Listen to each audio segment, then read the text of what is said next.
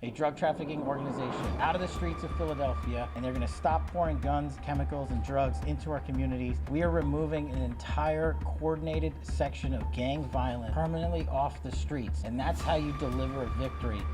Imagine a city where drugs aren't just decriminalized, they're sold openly in licensed shops, promoted as progress, freedom, or a public health revolution. Picture tourists flocking not for museums or beaches, but for legal highs, while locals navigate streets where addiction plays out in daylight.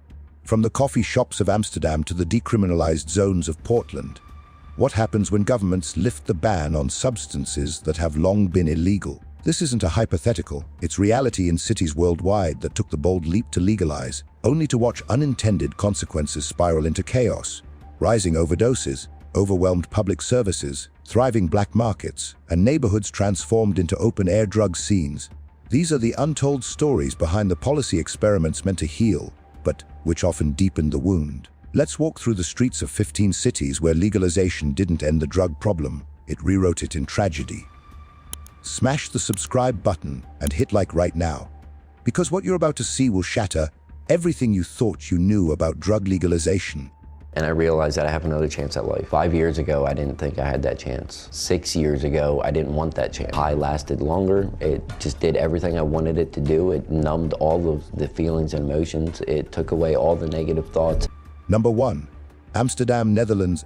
Amsterdam's famed coffee shops, where cannabis is sold and consumed legally, have long symbolized the city's tolerant, progressive ethos. Since the 1970s, the Netherlands has practiced a policy of jedogen, legally separating the markets for soft drugs like cannabis from hard drugs. The goal was pragmatic: reduce criminalization, keep users safe, and undermine the illegal trade. For decades, Amsterdam reaped the benefits. It became a global icon of liberalism, attracting millions of tourists curious to experience its unique drug culture. The regulated system seemed to work. Cannabis use was open yet contained, but beneath the postcard perfect canals a darker reality festered. The policy created a glaring contradiction. While selling small amounts of cannabis in coffee shops was tolerated, supplying those shops with bulk cannabis remained illegal. This backdoor problem forced shop owners into the arms of organized crime to stock their shelves. The city inadvertently became a hub for international drug trafficking, with criminal networks using the port of Rotterdam and the city's infrastructure to move cocaine, MDMA, and heroin across Europe.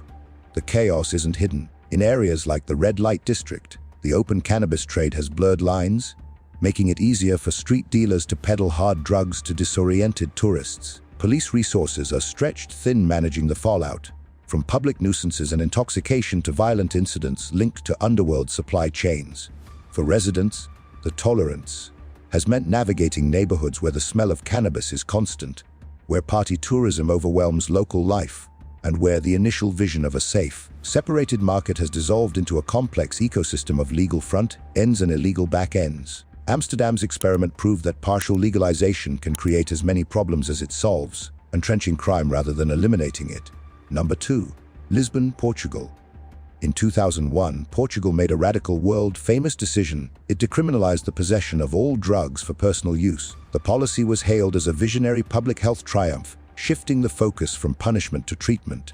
The goal was to reduce overdose deaths, HIV transmission, and the stigma preventing addicts from seeking help. For a time, it worked. In the first decade, overdose rates plummeted, HIV infections among drug users dropped dramatically, and the prison population shrank. Portugal became the golden child of drug policy reform, with Lisbon as its shining capital. The infamous open-air drug markets, like the one in the Castle Ventoso neighborhood, were dismantled, but the story didn't end there. As the initial crisis faded, a new, more insidious problem took root.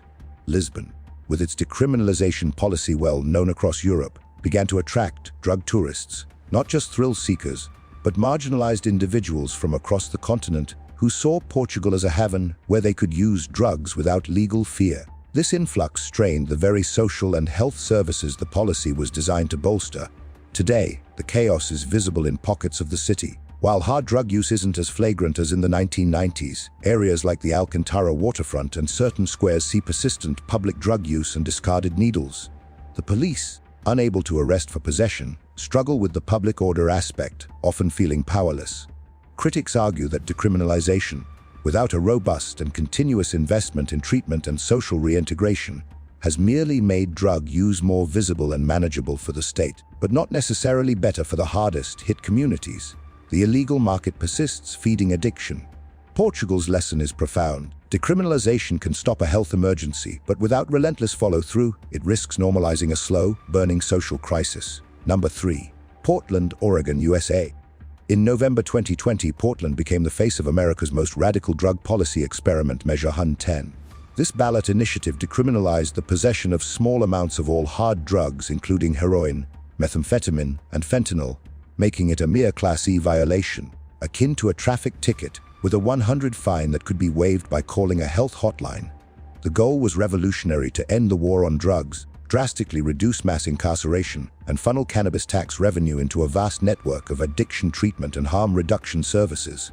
The reality, however, spiraled into a public health and public order catastrophe. Almost overnight, public drug use in downtown Portland, Old Town, and along the Willamette River became brazen and widespread. Police, stripped of a primary tool to intervene, often stood by as individuals smoked fentanyl on sidewalks and in parks. The promised treatment network was slow to materialize, leaving a dangerous gap between policy and on-the-ground support. The human cost skyrocketed. Oregon's opioid overdose death rate surged, becoming one of the highest in the nation. For residents and businesses, the chaos was visceral: needles littering streets, a sense of lawlessness, and a growing humanitarian crisis of addiction playing out in the open. The Portland experiment became a national cautionary tale. The backlash was so severe that in early 2024, the state legislature voted to recriminalize hard drug possession, marking a stunning reversal. Portland's story is a raw lesson in policy execution. The noblest intentions can fuel chaos if the legal change outpaces the infrastructure for care enforcement and community safety. Number 4. Vancouver, Canada. Vancouver's downtown east side has long been known as the epicenter of Canada's drug crisis, but the city also pioneered some of North America's most progressive harm reduction policies. It opened Insight in 2003, the first legal supervised injection site in North America, and later became a central hub for Canada's nationwide legalization of cannabis in 2018. The intent was clear: treat addiction as a health issue, reduce overdose deaths, and separate the regulated cannabis market from the violent illicit trade. Yet, despite these groundbreaking policies, Vancouver has descended into what many describe as an unmanageable state of chaos. The downtown east side is an open-air scene of profound human suffering, where fentanyl and methamphetamine use is rampant in broad daylight. While harm reduction has saved countless lives, critics argue it has also enabled a cycle of public drug use without a corresponding tangible pathway to treatment and recovery. The city has become a magnet for people struggling with addiction from across Canada, drawn by its services and tolerant policies, further straining local resources. The legal cannabis market, meanwhile, has failed to displace the robust illicit trade. High taxes and strict regulations keep prices elevated, ensuring black market dealers retain a significant customer base. For residents and businesses, the daily reality is one of confronting open drug use, discarded needles, and a sense of declining public safety. Vancouver stands as a stark paradox: a city with some of the most advanced public health interventions in the world, simultaneously overwhelmed by the scale of a crisis that legalization and harm reduction alone could not contain. It showcases the painful gap between managing a drug problem and actually solving it. Number 5. Denver, Colorado. When Colorado voters approved Amendment 64 in 2012, Denver became the first major city in the United States and the modern world to legalize recreational cannabis for adult use. The green rush that followed promised a new era: tax windfalls for schools, a death blow to the black market, and a shift from criminal justice to responsible regulation. Glossy dispensaries replaced clandestine deals, and Denver branded itself as the progressive capital of a new, legal industry. But the glitter of this green revolution has faded, revealing deep cracks and unintended chaos. While tax revenue soared, so did homelessness and drug tourism. Denver became a destination not just for cannabis enthusiasts, but for individuals with severe substance use disorders, drawn by the city's permissive reputation and available services. The city's homeless encampments, particularly in neighborhoods like Capitol Hill and along the South Platte River, often swell with people battling addiction, with cannabis frequently a gateway to more dangerous, readily available substances like methamphetamine and fentanyl. The legal market also failed to eradicate illegal activity. Complex regulations and high licensing costs pushed many growers and sellers to operate outside the law, fueling a persistent black market that now supplies other states. This illicit trade is often tied to organized crime and violent incidents.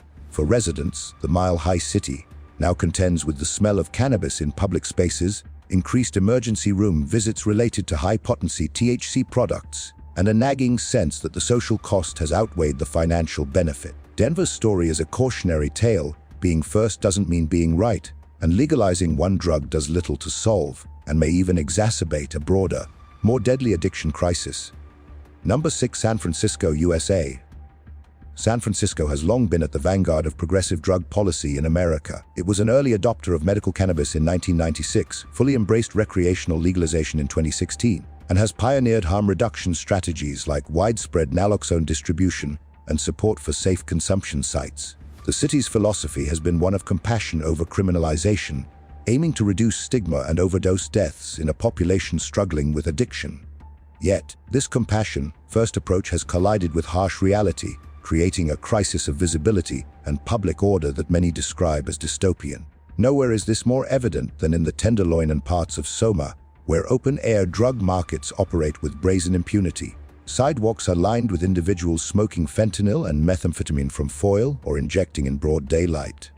The sheer scale of public drug use, mental illness, and homelessness has created zones of profound human suffering that city agencies seem powerless to remediate.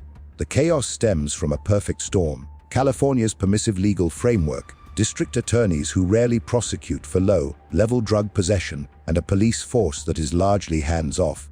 This has effectively decriminalized public drug use without a functional, mandatory treatment system to take its place.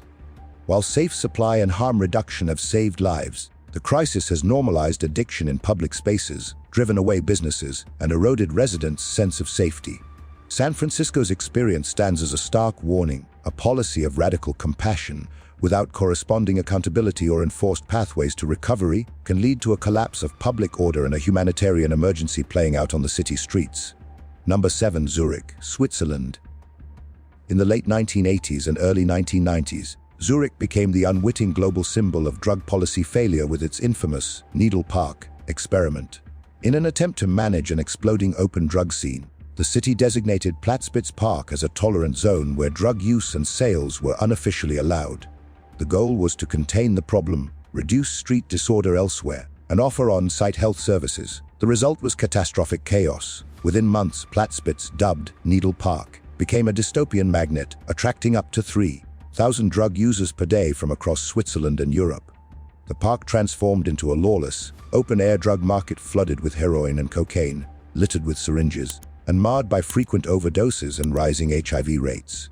The scene was so shockingly visible that it made international headlines as a warning of permissiveness gone wrong. The experiment was terminated in 1992, and the park was closed and fenced off, while Switzerland learned hard lessons and later pioneered progressive heroin-assisted treatment programs. Zurich's legacy of chaos still echoes. The city's reputation as a drug haven lingered for years, and while the open markets are gone, drug use, particularly cocaine and cannabis, remains visibly integrated into certain nightlife and public spaces. The Needle Park episode remains one of the most powerful case studies in public policy, that simply tolerating drug use without robust, structured control and healthcare integration can lead to rapid, overwhelming social and public health collapse. Zurich's journey from chaos to a more controlled, medicalized model shows that even the worst failures can inform better policy, but not without immense human cost first. Number 8. Copenhagen, Denmark. In the heart of Copenhagen lies Freetown, Christiania, a self-proclaimed autonomous neighborhood founded in 1971. For decades, its most famous feature was Pusher Street, an open-air market where cannabis was sold openly from permanent stalls, a practice tolerated by Danish authorities under a unique, informal agreement. This green light district became a symbol of counterculture freedom and a major tourist attraction, drawing visitors curious to witness its quasi-legal drug trade. However, this tolerance incubated a slow-burning chaos. The cannabis trade, while initially peaceful, gradually attracted organized crime syndicates seeking control over the lucrative market. Pusher Street became a flashpoint for violent gang conflicts, with shootings and turf wars spilling over into the community. The very freedom that defined Christiania was corrupted by the presence of hard drugs, weapons, and criminal networks operating under the veil of cannabis tolerance. The situation reached a crisis point forcing the Danish government and police to intervene repeatedly. Major police raids in the 2000s and 2010s cleared the stalls, but the market persistently returned. In 2023, following a fatal shooting, authorities finally decided to permanently dismantle Pusher Street, erecting physical barriers and ending the decades-long experiment. Christiania's story is a profound lesson that prolonged, unregulated tolerance of any drug market, even soft drugs, can create a power vacuum inevitably filled by violence and hard crime. It demonstrates how a policy of benign neglect can morph into a governance crisis, forcing a state to choose between radical intervention and surrendering public safety to underground rule. Number 9. Montevideo, Uruguay. In 2013, Uruguay made history as the first country in the world to fully legalize and regulate the cannabis market on a national scale.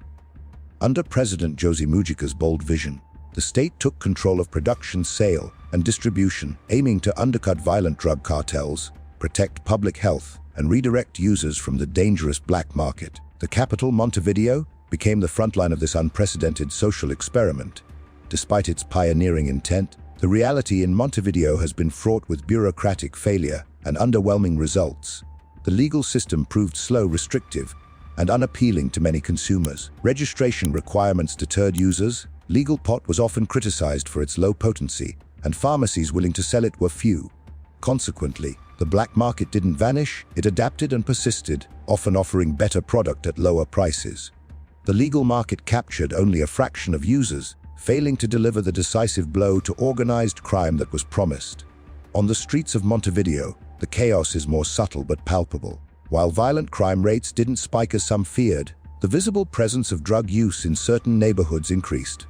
Public spaces, particularly along the popular Rambla waterfront, see more open consumption. The state's struggle to manage both the legal framework and the social behavior it enabled has left many Uruguayans disillusioned. Montevideo's lesson is a critical one for global drug policy, that legalization alone is not a silver bullet. Without an efficient, attractive, and accessible legal supply chain, and without parallel, robust investment in prevention and treatment, a legal market can become a bureaucratic sideshow, while the real trade and its associated problems continues unabated in the shadows. Number 10. Washington, D.C., USA. Washington, D.C. took a unique and controversial path to cannabis legalization with Initiative 71 in 2014, which legalized the possession, cultivation, and gifting of small amounts of cannabis, but notably did not legalize commercial sales. This legislative gap, born from congressional oversight restricting D.C.'s ability to tax and regulate the drug, created a bizarre and chaotic gray market that thrives to this day. The city is now dotted with gifting shops and delivery services that operate in a legal loophole. Customers buy an overpriced t-shirt, sticker, or membership and receive cannabis as a gift. This system has led to a proliferation of unregulated storefronts and online services operating with little oversight regarding product safety, potency, or age verification. The result is a market that is neither fully legal nor illegal, a confusing landscape where enforcement is difficult and black market actors easily blend in under the guise of gifting. For residents and officials, the chaos is multifaceted. The lack of a regulated retail market means the city misses out on significant tax revenue that could fund schools and public services. There are also serious public health concerns, as products are not tested for contaminants like pesticides or molds. Perhaps most troubling is the ease of access for minors, as many gifting operations do not rigorously check ID. Neighborhoods now contend with the smell of cannabis in public spaces and the visible operation of these quasi-legal businesses. D.C.'s experiment demonstrates the perils of half-measure legalization without the ability to create a tightly regulated, taxed commercial system. A policy meant to reduce harm can instead foster an uncontrolled, risky, and confusing marketplace that serves neither law enforcement nor public health effectively. Number 11. Seattle, USA. Seattle, long a bastion of progressive politics, has been at the forefront of drug policy experimentation in the United States. It was an early adopter of cannabis decriminalization and later full legalization in 2012, and in 2021, the City Council even considered proposals to decriminalize the possession of small amounts of all drugs.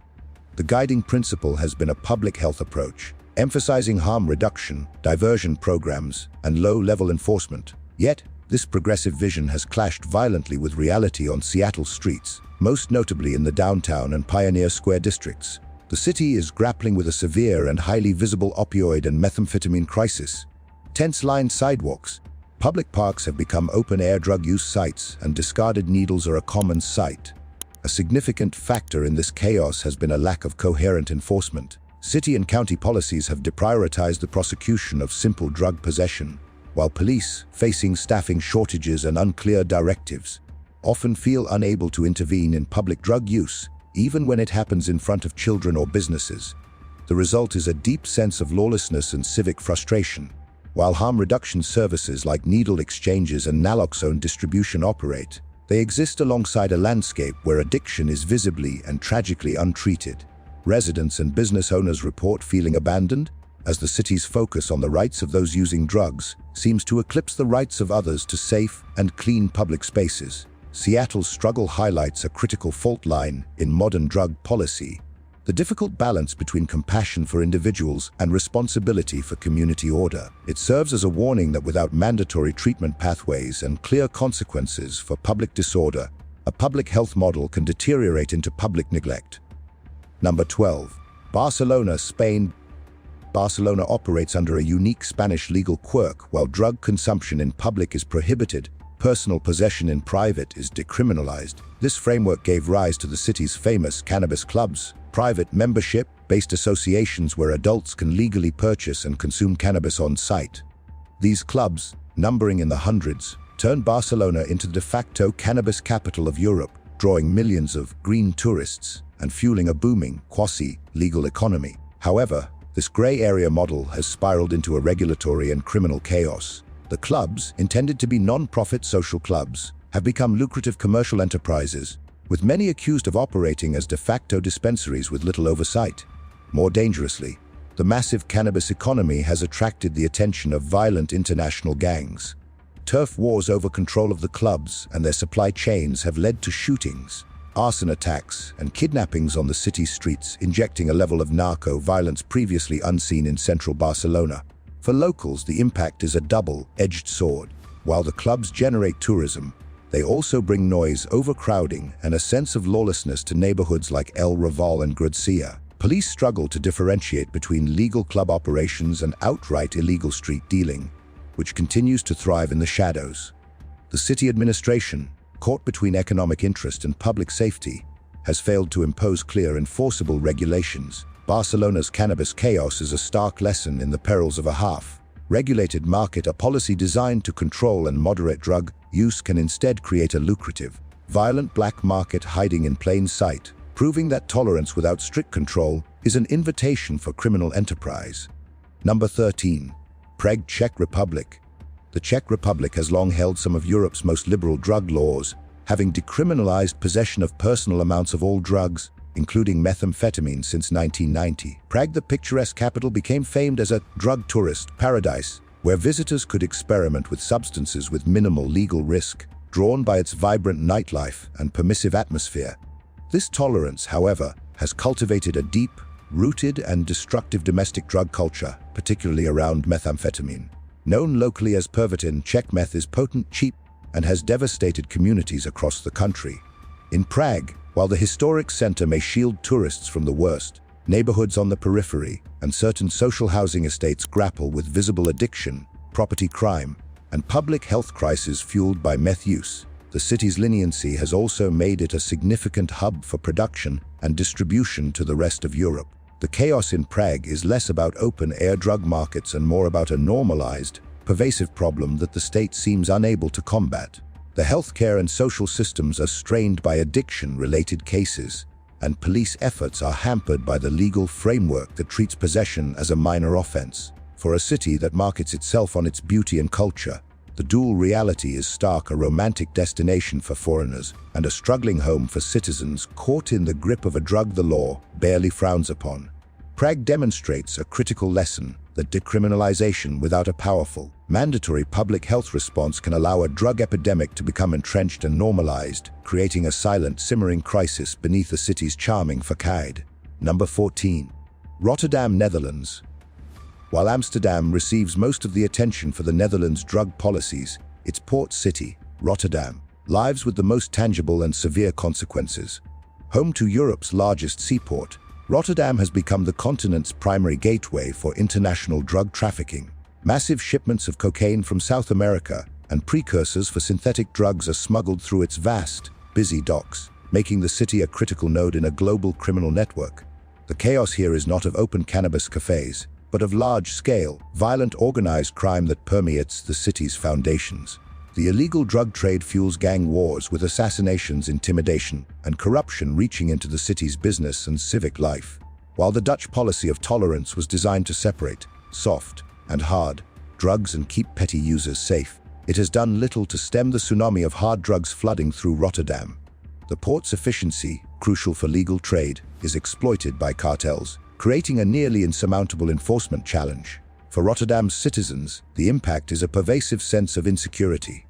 Investigations into port corruption are routine, and violence occasionally spills onto the streets.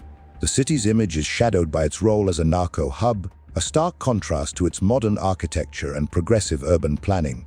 Rotterdam exposes the fatal flaw in the Dutch model. Tolerance at the consumer level does nothing to combat the industrial, scale import, and wholesale trade that fuels violence and corruption. It reveals how a city can become a strategic casualty in the global drug war, its economy and safety compromised by policies focused on local consumption while ignoring the transnational supply chain that sustains it. Number 15. Philadelphia, USA. Philadelphia's Kensington Avenue has earned a grim reputation as the largest open-air drug market on the east coast of the United States. While Pennsylvania has not legalized hard drugs, a combination of decriminalization of cannabis, a district attorney who rarely prosecutes low-level drug offenses, and a de facto policy of non-intervention in certain neighborhoods has created a zone of legal and social abandonment. Here, the drug trade operates with a brazenness that mirrors a de facto legalization, with hundreds of users and dealers conducting business in plain daylight. The scene is one of apocalyptic chaos. Sidewalks are lined with individuals in various states of incapacitation from fentanyl, xylazine, and methamphetamine. The use of tranq, an animal tranquilizer, causes severe flesh wounds and infections, adding a grotesque medical dimension to the crisis. Tents and makeshift shelters create entire encampments, transforming a residential neighborhood into a landscape of profound human suffering and public health disaster.